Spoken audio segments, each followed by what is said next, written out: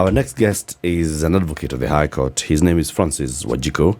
Mr. Wanjiku, good morning. Good morning, Eric. How are you? Very well. we saw what you did there, Eric.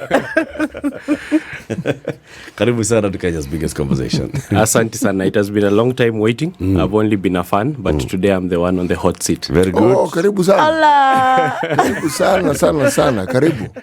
Welcome to the hot seat of the Situation Room. Yes. Why the name Wanjiku?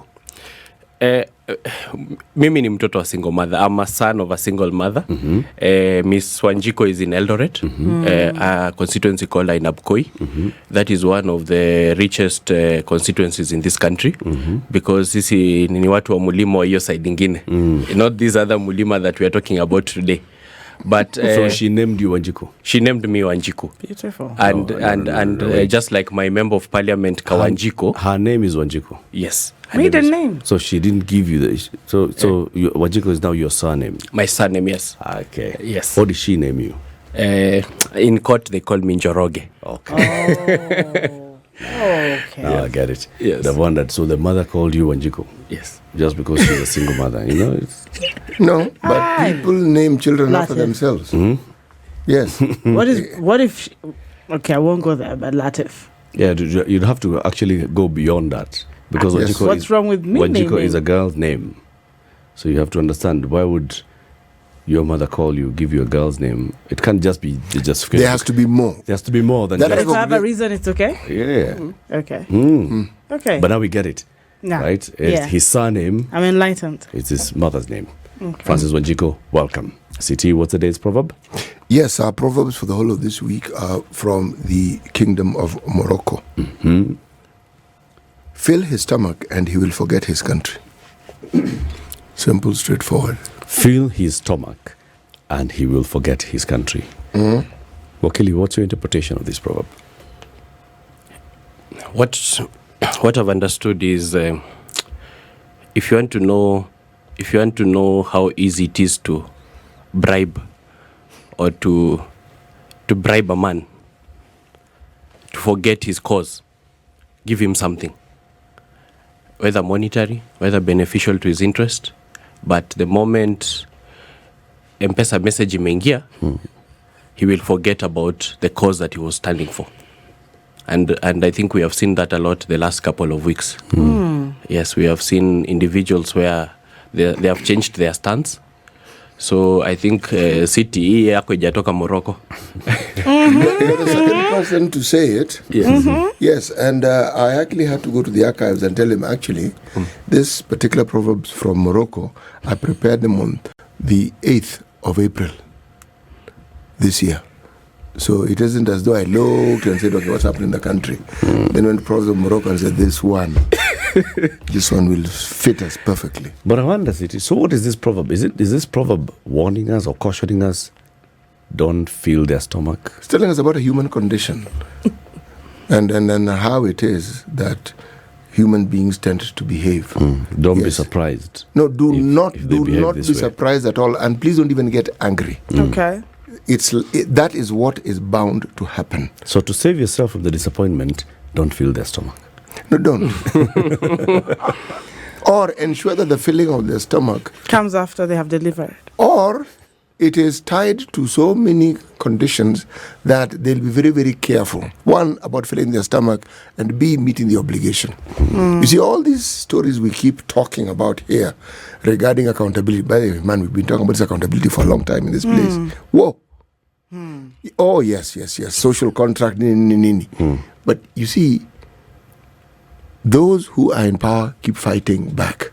Right. They make sure that they fight back to the point where they even change the laws.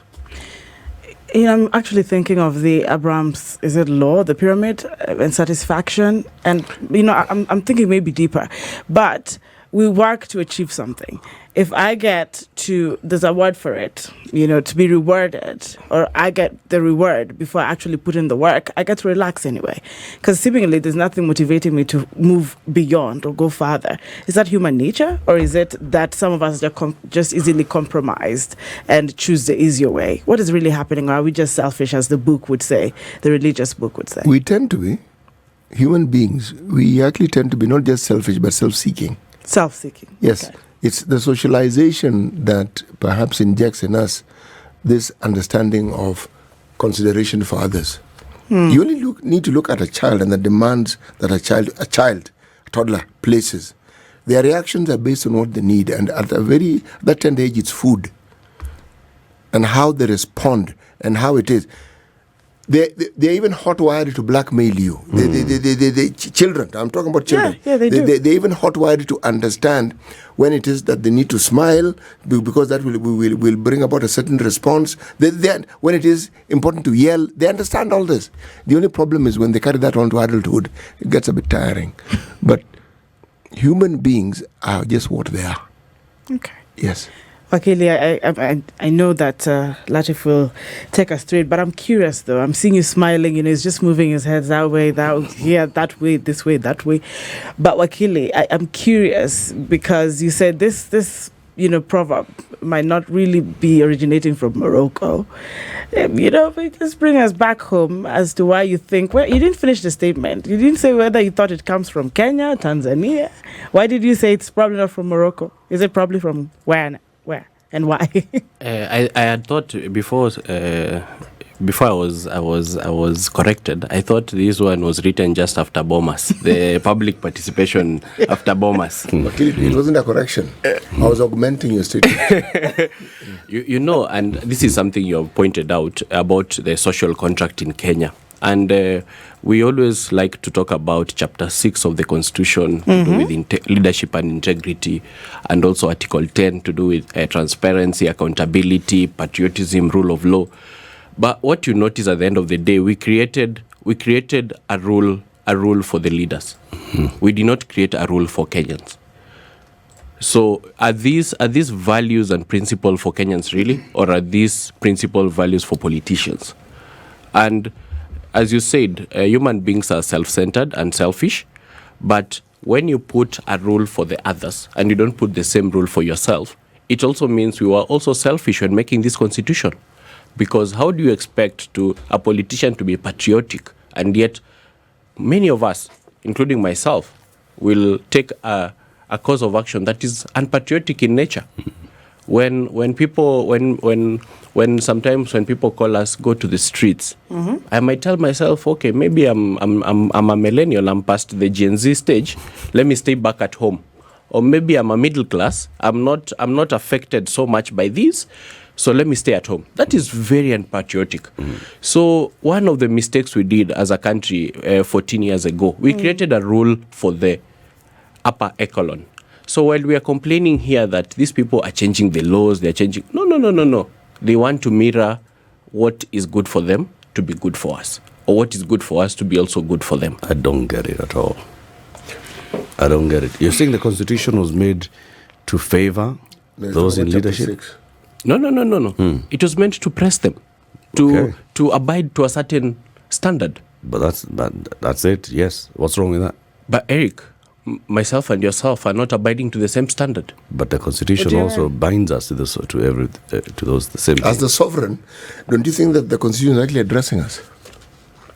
Because it is from the sovereign that we get these political leaders. I see what you're Our saying. For rights are there example, too? leadership and integrity. That anybody who holds a position of leadership, this is how you shall behave. That if you're in a position of leadership, you shall be accountable to the people.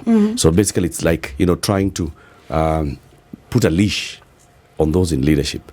But that's the whole principle of a constitution, isn't it? To make sure that those in leadership are actually accountable to the people. It's a covenant between the people and their rulers and their governors and their leaders.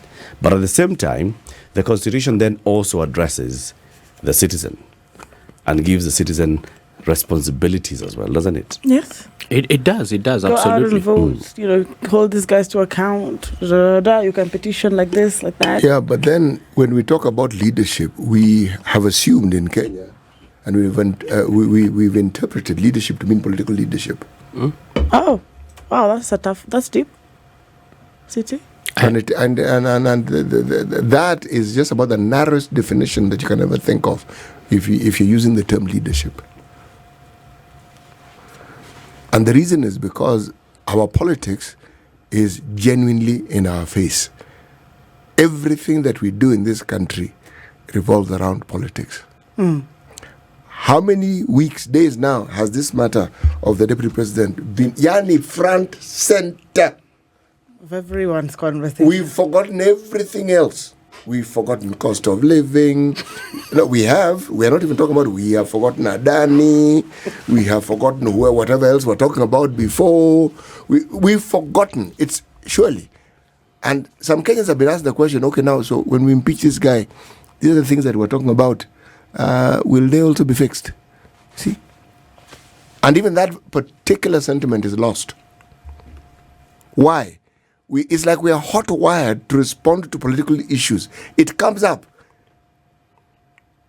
Deer to headlight. We just sort of like stand still. And not our attention, our being is captured by it. And this is what we are. I can give you an example where there is one rule for us and one rule for them. Okay. When the Chief Shah law was before the Senate, I think this was either late last year or early this year, the Senate held its public participation in Lodwar. The only public participation the Senate held was in Lodwar. It was called Senate Mashinani. You know the role of the Senate, and one of them is to protect counties. It's to protect devolution. Healthcare is a devolved function in this country. When Rigathi Gachagua is being impeached, this motion got to Mama Mboga. Mama Mboga was given a note to say whether they support the impeachment motion or not in at least most of the counties and most of the constituencies. Why is it that the Republic of Kenya and the people of Kenya feel that the impeachment of Rigathi Gachagua is more important than a law that will change the healthcare of this country? But the people of Kenya have not said they feel that way. But we voted for these people. We voted for these senators. So what makes you think, okay. Yeah, we signed, Rigathi showed us that we signed a power sharing agreement saying that we are going to give the Senate Speaker a seat and the National Assembly Speaker a seat based on his votes. So their negotiating power is based on how much they can convince us. So the Deputy President referred Parliament as a theatre of absurd, the theatre of the absurd. He fell short of calling them clowns. That is the only thing he fell short of. Because that's what he meant. But I think because he's a member of Parliament, he cannot use such words in Parliament. Oh, really? We've had certain words in Parliament. Worse than that one. I do not know which Parliament you're referring to, but I'll remain modest. That example that you've given, all right, so it was the choice of the National Assembly to conduct this particular public participation this way, all right? And the expectation of the Constitution is that there shall be public participation. There's no decision that Parliament will make on a law on such a major issue without consulting the citizens, all right? So already the structure is saying that you shall not do anything without consulting the people. Now, how you do it has been an issue. That's why matters have gone to court. And they've been told this Finance Act of 2023 unconstitutional, inadequate public participation, and so on and so forth, because of lack of adequate and sufficient public participation. So even when they are performing this way, it's just them continuing with their bad manners. It is not because the law has told them when you're impeaching a deputy president, you shall go to 47 counties, but when you're passing a law on healthcare, you shall only go to one area. The law has not told them that. It is their bad manners. Those that have gone to court to challenge the implementation of Chief and Shah are challenging on the grounds as well, again, of public participation. So let's not conflate and confuse issues. The bad manners of those in political leadership does not mean that they've been sanctioned by the law. And that's why people go to the court to say they are operating outside of what the provisions of the law are. And that is true. And you are taking me to the impeachment motion of Rigathi Gachagua.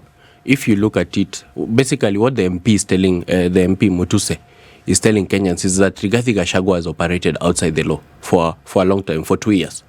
And that's why he needs to get out. So can the same MPs who we are taking to court for 3-4 bills, the Privatization Act, the Shif and Shah Act, also the regulations, and the courts have already said, including the High Court, they've already said these MPs, including the CDF, in fact. They've acted unconstitutionally. They have acted unconstitutionally. They are in violation of the law. Can these same men and women be the judge of Rigathi Gachagua? Yes. I can give you an example. I watched the whole contribution of the National Assembly. Every member of Parliament speak. Let me just point out to 2 of them. One of them is Farah Malim. You know the trouble in which Farah Malim was a few months ago, and the words that he declared in front of the public, and the matter is still under investigation. The same man waking up that morning and saying, Rigathi must go. For there to be peace and cohesion in Kenya, Rigathi must go. These are the peers. This is what the Constitution, this is how the Parliament has interpreted the Constitution. These are the same men. The second example is MP from Gatondo, Gigi Kagombe. The MP is under investigation. I think he has already been charged with either murder or attempted murder for a shooting. The matter is still ongoing before a criminal court. The same man comes before the National Assembly and tells us that Rigathi Gachagua is the reason why there is no cohesion, there is no development, there is failure for the rule of law. How are these people supposed to be the judge of bad character? Vakili, how are these people still serving in their capacity when they're under investigation? Does the law or the Constitution say anything? Because you're saying they should stop exercising their duty based on the investigations. Tell me then, is there a way the law also stops them from exercising this thing you are saying they shouldn't as they're investigated? Because, well, they are allowed by the law to still be in the house. It is the bad character I talked about earlier, whereby there is a rule for them and there is a rule for us. When it comes to elections, we depend on IEBC, we depend on EACC, we depend on these, what we call agencies, to give you a certificate of good conduct. But for them, it's about paperwork. It's about, has this person ever been charged in court? Has this person ever been called out for corruption? But what about the social contract? What about where you go down and sit in your family and say, hey, our last born is misbehaving? That should be enough to put these people out of a parliamentary seat.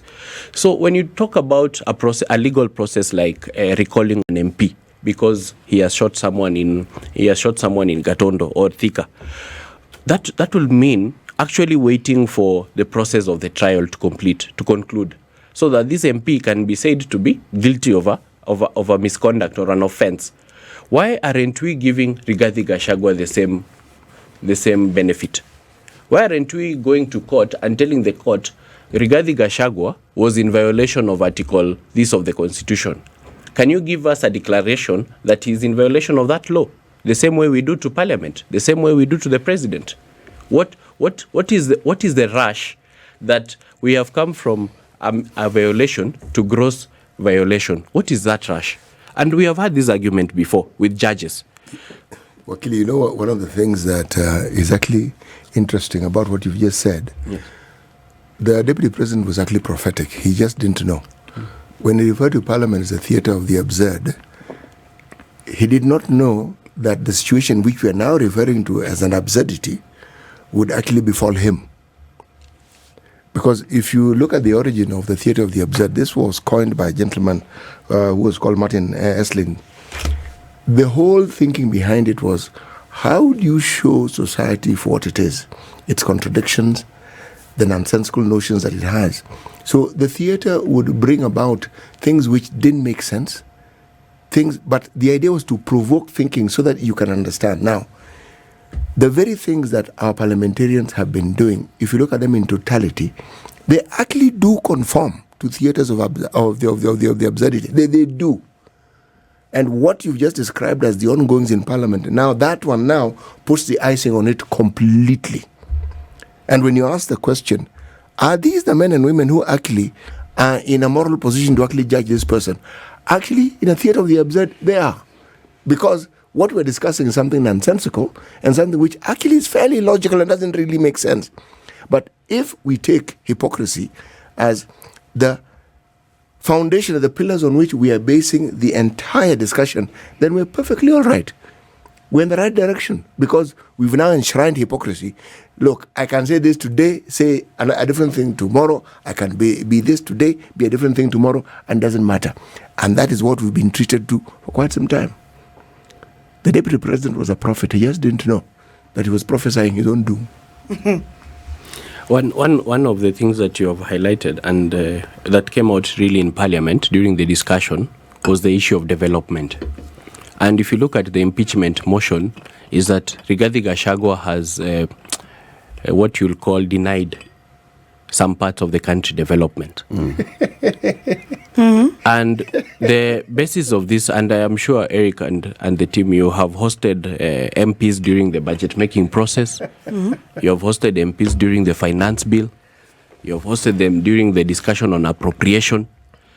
And the same MPs say, I went through the budget, I went through the estimates, I went through the government development plans, I went through the finance bill, I went through the appropriation bill, and we passed them in Parliament. But the hindrance to this country's development is one man called Rigathi Gachagua. And one of the most respected members of Parliament, Junet Mohammed, he made a statement that how did Rigathi Gachagua renovate the deputy president's residence when he said there were no money in the government coffers? This is an established member of Parliament. I think he has been in Parliament established is a good word. The adjective used before I was going to question. Yes. Respected. Yeah. When we call them honorable. No, that's a term that again fits into that absurdity that we're talking about. These are just about the most dishonorable group of people you can actually ever come across. And it doesn't matter how kind you are when you're looking at them. And that's the argument that the Wakili is advancing here, that there's so much dishonesty, even in the contributions of the members when they are standing to condemn the person who's been accused, because they're talking about them not doing their job and blaming it on that person not doing their job. Wakili, so you're saying, is there any remedy for the people if we feel that members of parliament are occupying themselves with things that they ought not to be occupying themselves with? That because of how members of parliament and parliament is behaving, then they seem to be getting away with not doing the job that they are supposed to be doing by engaging in absurdities like the impeachment of the deputy president. What's the recourse for the citizen? It's difficult for the citizen to even know what parliament is doing, because there is no, once you tell me that there is no enough or sufficient public participation on what parliament is doing the whole year, like what is their legislative calendar, what do they plan to discuss for 2025, it's difficult for the citizens to engage them, because citizens engage with information. And a good example is I'll just use this, either Shift or Shah or the impeachment as good examples. One of the things the High Court said was that there was no public sensitization on the Shift and the Shah during the legislative process. There was public participation at the National Assembly and the one in Lodo at the Senate, but there was no public sensitization. So how do you expect that people who are not informed to participate sufficiently? What did the courts mean? Did they mean that after the laws had been passed, then the public should have been told about the laws? Or did they mean that that public participation that took place was not sufficient to sensitize the public? When the court said that there was no public sensitization before the rollout of Shah, what exactly do they mean? Okay, I'll give you an example. When MPs table a bill, let's say it's a government bill, it is tabled on first reading, and it's committed to the committee. Yeah. Once it reaches the committee, this is a process that can even take a week or even 14 days. The committee publishes a notice of public participation, let's say 7 or 14, another 14 days, and tell you, Eric, tell your people to bring memorandums, to bring their suggestion. So, at what point, this is what the court was asking, at what point did you tell the people what this bill was about? Because the bill got to you, you took it, even before you said, first reading, there's no discussion. It's just the move of the bill saying, I have moved the bill, it's a government bill, it's about healthcare, put it on the floor of the house. So you publish the notice the next day on the newspaper and you tell people, submit your memorandum. So at what point did you tell the people, what was this bill about? One of the evidence that the government submitted in support of their case for public participation was an invitation to experts. They wrote a letter to experts, the Kenya Medical Body, KOTU, another one, Kenya Journalist Union, the people who can actually marshal up numbers and come and participate. But the court was asking then, what is the role of the people? If you're going to bring a letter inviting experts... Especially you are inviting professional bodies. Yes, professional bodies, unions, Law Society of Kenya. Bodies. The ones you can actually marshal up very quickly. They're interest groups. Yes, interest groups. So what is the role of the people? Because at the very least, you ought to even break down this law into Swahili. Sponsor 3 weeks fluent Kiswahili on the radios and the TV. Tell people this is the law we want you to discuss with us. So that is one of the things people are asking. How can we even question Parliament? Well, we don't know what Parliament is doing. Right. Wow. One of the questions that have been asked, and that's some sort of pushback on when these matters go to court and what the courts are doing, people have been asking, are the courts trying to legislate and play the role of Parliament? Because they are coming to sort of start saying this is what your standing orders should say. That your standing orders should say that when a bill has been committed to the second reading, then the first thing that you ought to be doing is thinking about translating it, thinking about taking it out to all the constituencies across the country, thinking about engaging people with not just, first of all, asking for their opinion, but first of all, educating them about it. It's like you are telling Parliament how it should be doing its work. And people are asking, why is the court now trying to take over the role of Parliament? And even as you respond to that, the concern of, even I think Mutuse is a lawyer, I think he's got that, and a number of other members of Parliament with a legal background. Really, even if the courts would say you miss this part of legislation, these are sitting members of Parliament and bills go through drafting, How do they slip through? And you're told, hey, you guys, this missed. I mean, even as you respond to Latiff's question, what are we doing with our other expertise before we even get into seats of representation? But it's the theater of the absurd. Again. what we call the clowning, and it's unfortunate because I've been participating in a lot of this litigation in court and also from an advisory perspective. And one good example is the housing fund.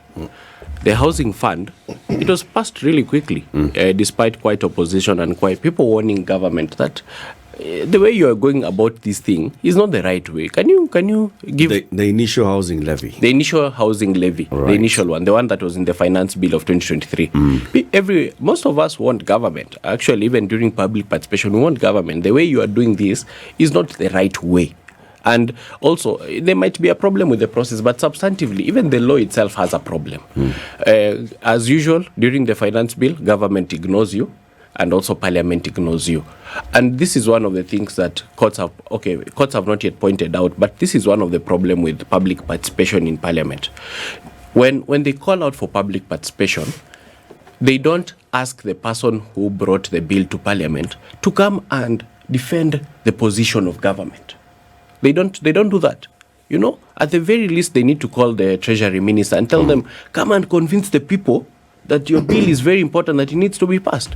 What they do is they call all of you, ask for your opinions about the bill, and then once they have closed the public participation, they call the Treasury team and say, this is what the people have said. But it is a government bill. The government should be able to convince us that their bill is important for us to even tell our MPs, pass that law. So you're saying that for there to be public participation, credible public participation, in this case, the mover of the bill ought to be conversing with the public who are supposed to be the consumers of that particular bill. And when there's that interaction, then you can say that it has been a public participation. Yes, because it is important that people are engaged throughout the legislative process. And you brought it out rightly that why are the courts interfering with this mandate that has been given to Parliament? And for a long time, including in the UK, the Westminster model, there has been that kind of tug and war, that this is what Parliament has said and this is what the courts have said. Even I think you have seen it over the couple of years about the refugees going to Rwanda, a lot of government bills about the Brexit process. What does the Brexit, what is the legal process that the Brexit process should follow? This is a normal friction between arms of government.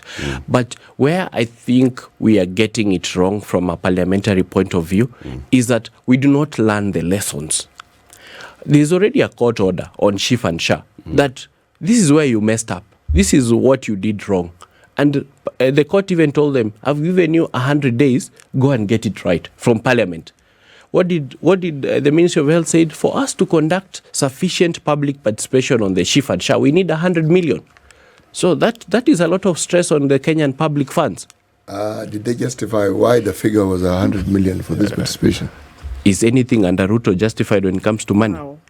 Yes. No. It's justified. No. I don't know. You don't listen. It is justified. Let me tell you, City, and this is where we miss a lot of things. When it was the housing fund, the president, if you take back to your recordings, the president said the housing fund is not about housing. When you hosted the senior presidential advisors, Moses Kuria told you in this studio that Chief and Sha is not about health. Did he? Yes, I watched. He said this system that they have procured for 100 billion is not about health. It's about what the system can achieve for them in the long term. So when it comes to President... Well, no, he says it goes beyond the health. He didn't say that. No. I will play that clip again. And okay. What of course he was bringing out is that yes, it has the component of health, but Okay. even beyond the component of health, the potential for it to offer much more service. Actually, And yes. the same for housing. Said it is houses, yes, decent living, but there is job opportunities. I said beyond. And the job opportunities was not for people to work within the site. They even explained it. When you're talking about the process of building, supplying, they said there's a whole ecosystem that was going to benefit from this. So when you say they don't justify, it was justified. yeah, yes, the way it was justified, however, is telling Kenyans, when I do one thing, that is you're not looking at the right picture. The criticism I'm getting for bad policy, you're not looking at it the right way. He just says you're not getting it. You're not getting it. Look at it this other way. You know, when you look at Chief and Sha, don't think about the bills that you're supposed to be paid for under the insurance. And don't think of the suffering that you're undergoing even as we sort this thing out. Yes. Focus on the future. Yeah, the future is brighter. I have worked abroad. I have done this and that. And I have seen this system work outside the country. So that is where we are under this And what's government. wrong with that line of thinking? That line of thinking tells you whatever your considerations are, those are not government's consideration. And that's the point during public participation of Rigathi Gachagua. We told, as I watched the public participation broadcasted by different media houses, and people were saying, why is this a priority?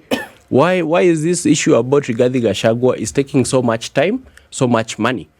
But I had, I think, an MP from Nakuru say, whatever issues you want to bring today, those are not issues of discussion. Let's talk about Rigathi Gachagua. What's on the table now? What's on the table now? Don't bring anything else. And you can imagine that's how we have to live for the next 3 years. That whatever issues that we bring to the table... Actually, I'd like to stop you right there. We don't have to live that way. That's precisely the point. We don't have to. We do not have to. If someone wants to take us along that path, that is now their attempt at taking us or leading us up down the garden path. But we do not have to live that way. Neither do we have to accept what it is that we're being told. You know, from an academic point, that is a good thing to say. But I can give you a real life example. My client, on behalf of my client, I wrote to the Minister of Health telling them I want information to do with this Chief and Sha. shenanigans and the system that Safaricom has You call procured. it shenanigans in the letter. No. Of course not. I am a very respectful person. Professional. So I told them, give me information regarding this joint venture, give me this information regarding this system. And also my client was really worried about the humans testing system. How does this work? How will it affect people? Can you do a test run? Can you do a pilot? That kind of information. Or if you have already done, can you give us the result? Give us access to the system. Let's see how the system works so that we are not exposed to a new system from the word go. My client, who is also an advocate, was visited by Subarus at his home. This is 2-3 weeks after the letter. He was visited by Subarus at his home. Myself, as a law firm, we have received kind of government intimidation on this matter. But the fact remains is that we have never received a response from the Minister of Health, the PS, nor Safaricom. So it's easy to say that Kenyans can choose to live in a different way, but the moment we even try to, because we are not asking for this information to oppose government. In fact, I would love if Chief and Sha works. I would love, but it was designed not to work. It was designed to be a tender system. So the unfortunate part is that Kenyans are very patriotic. A lot of Kenyans are patriotic, and if we're given the information, we might add our voice to the process. How do we improve this public participation process? How do we improve on it? Because clearly, Parliament is struggling to see how best to actually conduct public participation. And you can see, let's just play the devil's advocate here. You can see from the side of Parliament, we are dealing with so many bills and motions on a daily basis, right? Per session, there are very many. If we say that we subject each of them through rigorous public participation, 290 constituencies, more than one meeting, it's going to be very costly and time-consuming. If we say that we select a broad representation of the people, interest groups, and say women, youth, persons with disability, professional organizations, and so on and so forth, this, at least you represent various thoughts, that may be easier and cheaper. But we are finding that also is having a problem. How do we improve on it so we don't have the courts having to do the job of Parliament? That's a very good question, Latiff. And one of the things that we have to relook at is the standing orders. As the standing orders serving the purpose and the objective of the Constitution. And you see what the Constitution provides is a very broad-based, what you said, it does not really specify what requires to be done. So we need to have a look, and our parliamentarians need to ask themselves, does this standing order serve the people? And one of the things is they think standing orders is meant to serve MPs. But that is not true. That's not the fact. The fact is that standing orders are meant to enable legislation. They're meant to enable oversight. So even during the oversight process, they need to be that public participation. And I think the other day you invited the minister, the cabinet secretary for health.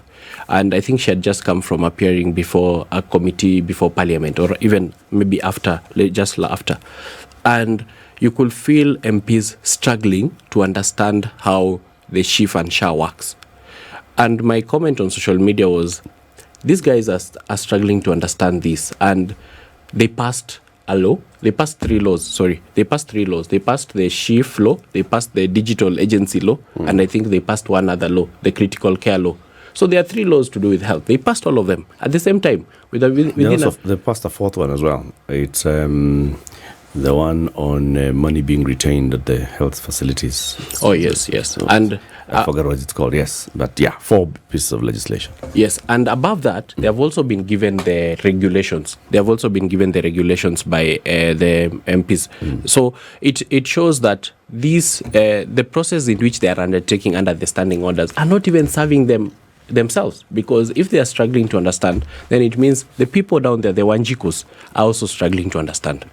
But I think we're going to close. But the public participation, I feel like you didn't answer how to improve that. You talked about standing orders, the relation. Maybe Wakili needs to come back because there are people even talking about how efficient. How do I know this is the threshold of public participation? Yeah. But how do we define public participation? how do you define it? But yeah, I'll leave Come it at again that. soon. I will. Thank you. You have just coined your way into an invitation. Let me just make last one comment, and I would like to appreciate all of you, and most likely because it was customer service week, I'll just want to say the way your staff here at Standard Group received me, it was wonderful. And all the way from the gate to the staff at the reception, and I would like to wish all of them happy customer week. Mwah. This is the Situation Room, the only way to start your day.